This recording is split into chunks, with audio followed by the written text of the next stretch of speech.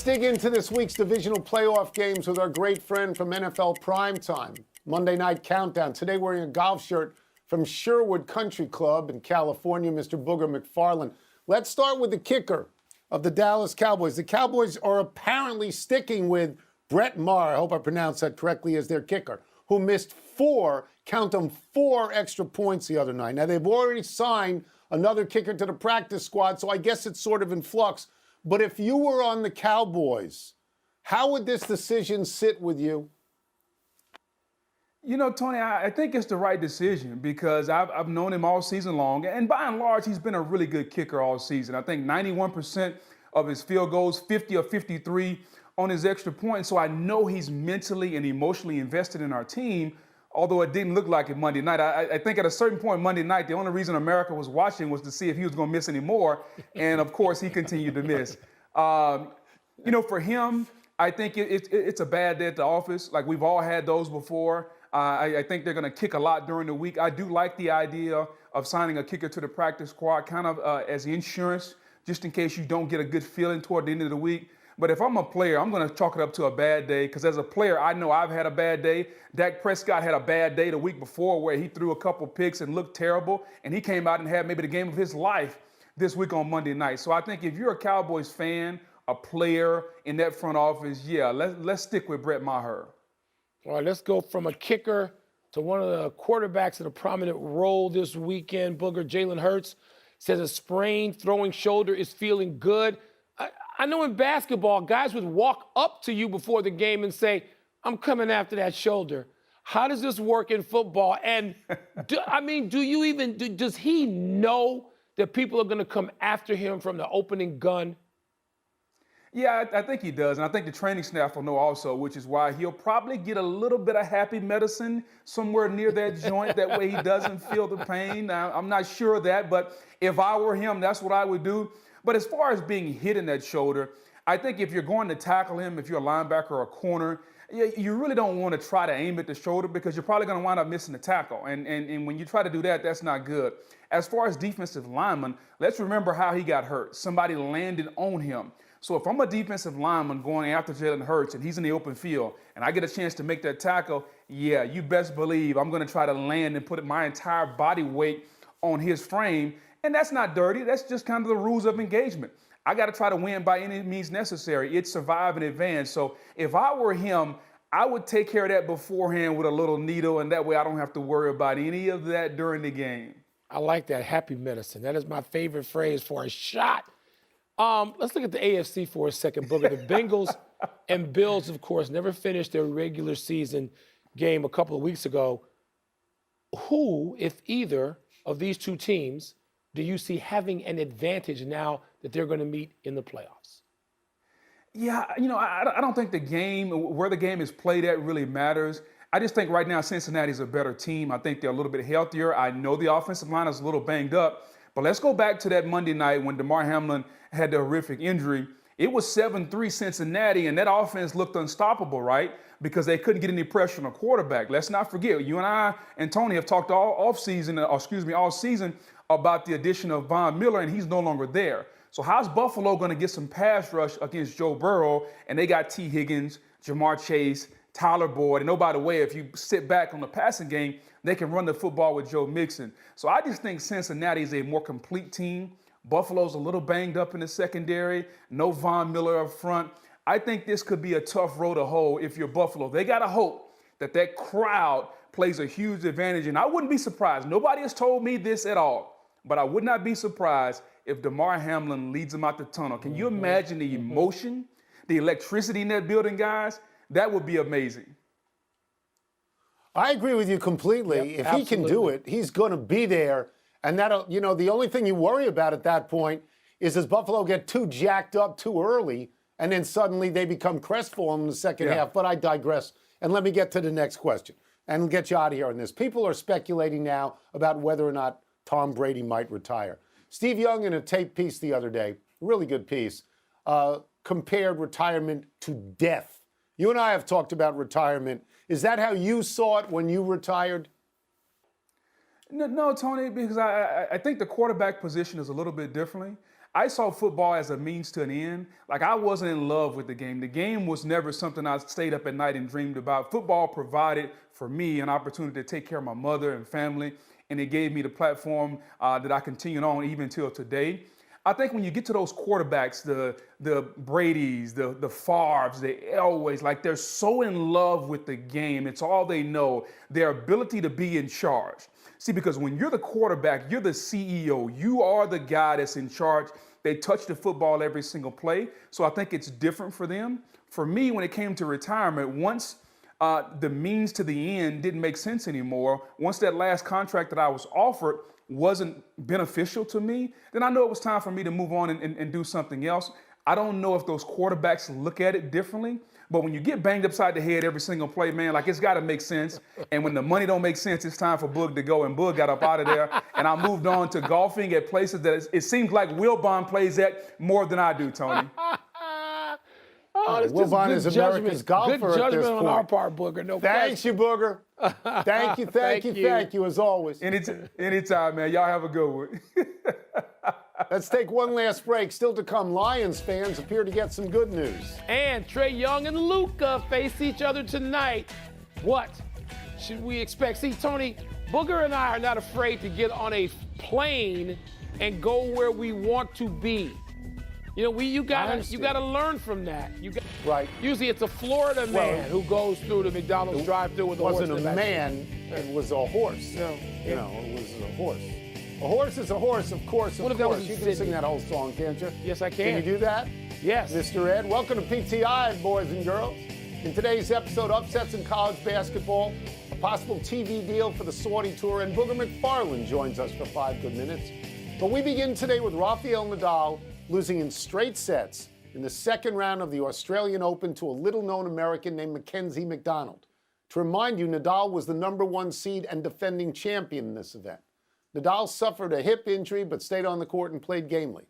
Wilbon, despite Nadal's recent struggles, do you still think he can win the French Open? Well, he can. If he's fit, he can win the French Open. Nobody's on the French Open quite like Nadal. But, Tony, I don't expect that at this point anymore. I mean, look, we've all gone crazy. We think everybody, even the all-time greats, are going to be like two people in particular, Tom Brady and LeBron James, who are doing things at their ages or even close to that age that no one's ever done before, except let's not get stupid. I mean, it's going to be more like Federer, and Federer was great late as well. But then, Tony, there's injuries. And with Nadal, it's not one injury. It's a hammy, it's an ankle, it's a back, it's a shoulder. Yep. He's breaking down because it's time to break down. And in that sport, and we've known this, I remember you and I actually used to cover a lot of tennis, and we knew Nadal, he pounds, he runs so hard. Two guys, him and Boris Becker, the way they played, they were not light on their feet like Roger Federer. No, you're right. They pounded, man, and you know it was going to be tough. It's like Tiger Woods. People predicted early on, Tiger's body can't withstand this without some toll. Nadal's having that toll right now, and it's time. Yeah. So I agree with you. I agree with you largely in the large and the small issues. I am not going to sit here and say Nadal can't win the French Open, which begins 5 months from now, because he may be healthy then. He has won it 14 times. He's probably the greatest clay court player of all time. You know, he won it last year. He won it less than a full year ago, and he went through Djokovic to get it. But although he's 36, his body is 56. Yeah. It's a rib, it's a knee, it's a foot, you name the body part, and it aches when Nadal plays. And as you say, he goes out there and he grinds, not light on his feet. This, you know, since he lost to Tiafoe in the U.S. Open, he's played 8 matches. He's lost 7. Yeah. So I don't want to sit here and say it's over, but it feels like it's over. This kid he played is ranked 59th in the world. And this kid didn't expect to win because the last time they played, this kid won 4 games in 3 sets. All right? So here's where you and I are absolutely in concert. Roger Federer is gone, and it feels like Nadal is on his way out. By the way, 12 Americans still alive in the Australian Open. 2 of them, Tiafoe and Korda, they're in the 3rd round already. Yeah. So, you know, They could all be out by Sunday, but could. maybe we're not as terrible as we used to be. No, we got to get a little bit better, particularly if some of the all-time greats from wherever, international stars, are waning. Quit. Just to be Yeah. fine. Yeah. Let's move to college hoops, where we had some compelling results last night. Number 13, K-State, Kansas State, knocked off number 2, Kansas, in overtime, leading Wildcat fans to storm the court and K-State coach Jerome Tang to tell them, quote, "From here on out, expect a win," close quote. Number 12, Iowa State beat number 7, Texas, the school that lured away the Cyclone star point guard after last season. And Kentucky beat Georgia for its second straight win since that bleak loss to South Carolina. Which, Tony, of these 3 stories is the best story? Kentucky is always a really good story, especially when they're trying to buy out John Calipari. They have GoFundMe things out there to get rid of John Calipari. Idiots. Now, they beat Tennessee, which was ranked number 5. They beat them at Tennessee the other day. Now they get Sheboygan giving them 37 and 24, which are insane college numbers in a 40-minute game. Completely insane. And they beat Georgia, I think, by 14 points. And at the end of it, Calipari is able to say this to people who were critical of him. This is a direct quote. "When you jump back on the bandwagon, you got to jump in the very back and hold on to the rail." And I know that Calipari was happy to say that. But the best story was Kansas State being Kansas. It's in-state. It's a real rivalry. I drifted onto that game last night in the first half. With about 8 minutes to go in the first half, Kansas State was up 33-19. And I said out loud, and the only thing in the house is the dog. And I said to the dog, this ain't going to last. And in fact, Kansas got it to 2 at one point in the first half. I thought they would win. They did not win. This is a huge win for Kansas State, and it is the best of the 3. It's the best of the 3 by far, Tony. They've been playing 125 years. Let me say it again, 125 years. Kansas had won 7 straight over K-State and 15 out of 16. And at one point in the 90s into the aughts, Kansas went 13 seasons without losing a game to Kansas State. Now, and they just won the national title last year. That's right. If Aaron Rodgers thinks that he owns a team, that's ownership, Holmes, what Kansas has done to Kansas State. So there's no question. And it was interesting, Tony. I admit I thought that game was sort of out of hand, and I was switching to other things. And I watched sort of more of Kentucky because I want to see what happens with Kentucky. I wouldn't let them back on the bandwagon. I would be like those security people in Miami when the Heat fans started losing, when it looked like San Antonio was going to beat them in 2013 in Miami. And they left the building. They left the arena. They left the arena. Back in. And then they wanted to get back in. They said, oh, let us back in. No, and thankfully, stay out. Some of those security people said, stay the hell out of here. I hope Calipari does that too. Don't take the high road. Take the low road. There are more people on it. By the way, Michael Wilbon mastered the low road. By the way, Big 12, 5 out of the top 14. Got to be pretty good conference. Let's move on. The Saudi tour has found a spot on American television, according to David Ferretti, who was one of their announcers. They did not land on Fox or Fox Sports 1 as many thought they would. I did. They landed on the CW, a network that specializes in teen dramas like the Gilmore Girls and superhero shows like Smallville, one of the Wilbon favorite shows, along with Law and Order. Wilbon, do you see the Saudi tour's new TV deal as a sign of strength or weakness? They're on TV. That's a good thing. They're on TV. Because there's still some people, more than a handful, that ain't streaming jack. I'm not streaming anything to watch you on a computer. I'm not doing that. So you're on television, I can find you. I know where the CW is. And Tony, this isn't the days, and you like to go crazy over the networks, as if anybody gives a damn what they are, or if people under 50 even know what they are. If you say, name the networks, they're as likely to tell you ESPN as they are ABC, NBC, or CBS. They don't know. Under 50, under 40, they have no idea. Can you find it? If you have cable or satellite and you're flipping through, you can find CW as well as you can find the Golf Channel. And if you're not, if you're streaming, you'll just go as the destination. So yes, it's a good thing that you can find their product on what some of us still call, in an old-fashioned way, the television. This is a terrible day for me because I agree with you in everything you said. Anyone who would say this is a bad thing is not paying attention. This is a very good thing. Okay, if they were on NBC and they ended up on the CW, you might say, well, that's a step down. They weren't on anything. Right. They might have been on YouTube, but they weren't on television as we understand it. So they're not on CBS and they're not on ESPN. But again, they weren't on anything. This is a win for them. The Masters saying that the Saudi Tour players can play is a win for them. Cam Smith is a win for them. Little by little, they put themselves in a position where the PGA Tour is going to have to make peace with them, it seems to me. They've got some good American players, and now they're on American television. I don't know how you think this isn't good, right? Tony, you can't think it isn't good for them, but I will say this, and we lived through this, where rival leagues, upstarts who were cursed at the beginning of their existence, they forced their way in, whether it's the AFL or the ABA or the WHA. They merged. They merged. They forced the merger. But here's where the Saudi Tour is. Now that they're on some TV, and I'm sure internationally they're making these same inroads, they gotta perform. They gotta sustain it. Can they sustain it? Right. We don't know that. I don't know. I'm not about to project that they're going to sustain. No. But they've put themselves, as you say, I agree with you, in position to find out. Right. Now it's up to the product. Let's take a break. Coming up are the Cowboys making the right decision to stick with their kicker. We're going to ask Booger McFarland. He's not liquored up, is he? I don't think he's liquored up. We'll also ask him whether it's fair game for defenders to target Jalen Hurts' hurt shoulder. Of course it's fair game. It may be, Mike, someday with these teams that the Saudi Tour has, that may be like the ABA having a three-point rule. We don't know. That's right.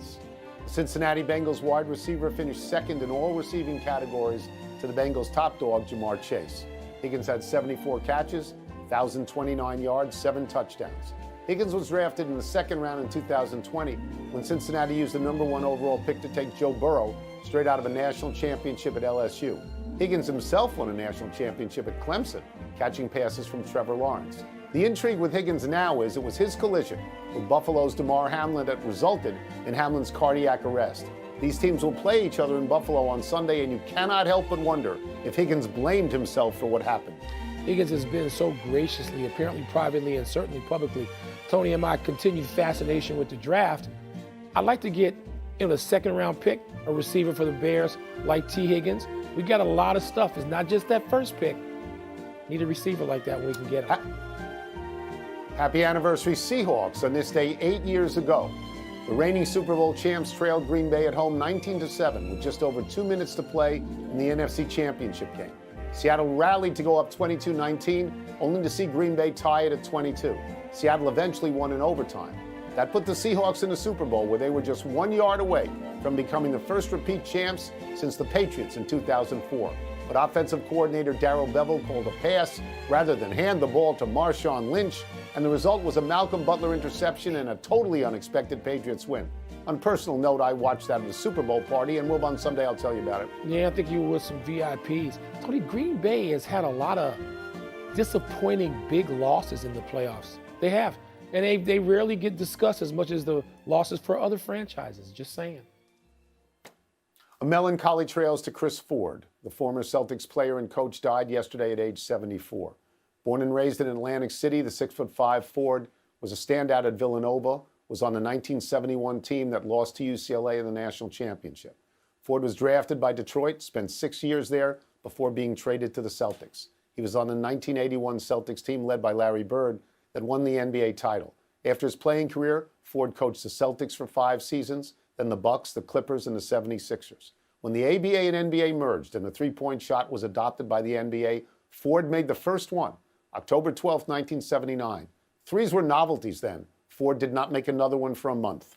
Tony, what I remember about Chris Ford was being able to go as a reporter to a shoot-around and practices and places where you could really just listen to a player and see what he was about. And Chris Ford was such a smart, savvy guy. And that team had people like Cedric Maxwell. And those Celtics were amazing. But Chris Ford was just a guy you'd like to hang around and soak up some wisdom if you could.